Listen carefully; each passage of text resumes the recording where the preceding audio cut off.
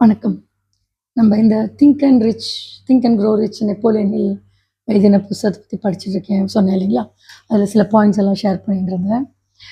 அவரோட அந்த சக்சஸ்க்கு இல்ல நம்மளோட அவரோட இல்ல, நம்ம பொதுவாவே வெற்றியாளர்களுக்கு ஒரு 13 ஸ்டெப்ஸ் தான் அவர் சொல்றாரு. 13 ஆ வழிமுறைகள்ல தான் வந்து கண்டிப்பா அவங்க தேவைப்படுற பணத்தையோ, இல்ல ஒரு வெற்றியாளனா போக வேண்டிய ஒரு இடத்த அடையிறதோ, அதுக்கு 13 படிக்கட்டுகள்னு சொல்றாரு.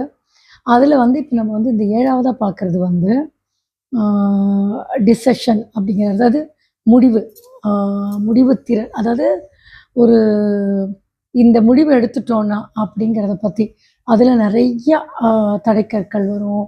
அதுக்கப்புறம் வந்து அத எப்படி முன்னோக்கி கொண்டு போறது, வெற்றிய நோக்கி எடுத்துட்டு போறதுன்னு நெறையா விதமா அலசணும். அதாவது நம்பளால ஆ ஒரு அ அவரு சொல்றாரு ஒரு பாயிண்ட் வரும். நம்மளால வந்து இனிமே இத வந்து சமாளிக்கவே முடியாதுன்ற அளவுக்கு கூட போகலாம். ஆனா, விடாமுயற்சியா அந்த டிசிஷன்ல நம்ம போயிட்டே இருக்கணும் அப்படின்னு. ஒரு முடிவு எடுத்துட்டா, அந்த முடிவுலேருந்து பின்வாங்கக்கூடாது அப்படின்னு சொல்லி. அதுக்கு ஒரு எக்ஸாம்பிளா சொல்றது வந்து இந்த ஃபெடெக்ஸ்ன்னு ஒரு கம்பெனி, கொரியர் கம்பெனி அவர் எடுத்து பேசுறாரு.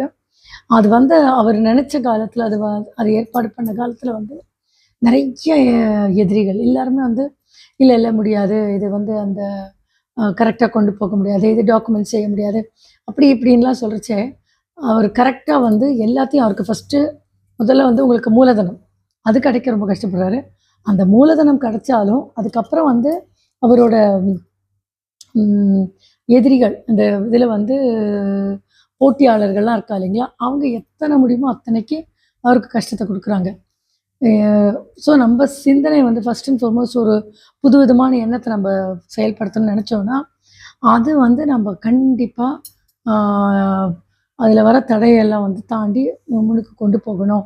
அப்படிங்கிறது தான் இந்த டிசிஷன்ற இந்த சாப்டர்ல. இந்த பாயிண்ட் வந்து ரொம்ப ரொம்ப முக்கியமான பாயிண்ட் எல்லாரோட வாழ்க்கையிலுமே. ஏன்னா நம்ம நெறைய விஷயங்கள்ல இப்போ இது காதலா இருக்கட்டும், இல்ல நம்ம படிக்கணும்னு நெனைக்கிற படிப்புக்கு போறதா இருக்கட்டும். பார்த்தீங்கன்னா, பொதுவாவே நெறையா இளைஞர்கள், நெறையா ஆம் மாணவர்கள், மாணவிகள் சொல்லுங்களேன். மாணவர்கள் வந்து என்ன பண்றாங்க, அ சில இடத்துல சேர்ந்துருவாங்க படிக்கிறதுக்குன்னு. ஆனா, அ இதுக்கப்புறம் என்ன பண்ண போற அப்டின்னா தெரியாது அப்டின்னுவாங்க.